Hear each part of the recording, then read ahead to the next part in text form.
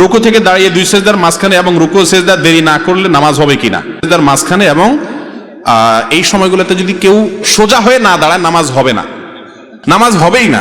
অনেকে আছে রুকু থেকে এইভাবে একটু সোজা হয়ে আবার সাথে সাথে সেজদা চলে যায়, সেজদা থেকে সোজা উঠতে না বসতে আবার সেজদা চলে যায়, নামাজ হবে না। সাফ কথা, আমার কথা না, সারা বিশ্বের সমস্ত আলেমদের মত এটা।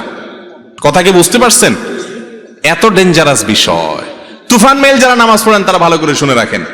এক ব্যক্তি এরকম নামাজ পড়ছে, নবীজি ডাকছেন, ডেকে বলছে আবার নামাজ পড়ো। কয়েকবার পড়াইছে, উনি যাই এরকম তাড়াতাড়ি করে পড়েন, উনি বুঝেন না।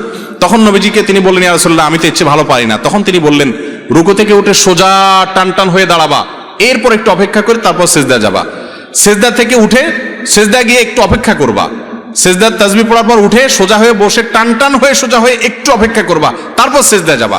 আর যদি উঠে সাথে সাথে চলে যাও, কোনো অপেক্ষা না করে নামাজ হবে না। কথা কি বুঝতে পারছেন? খুব ডেঞ্জারাস বিষয়।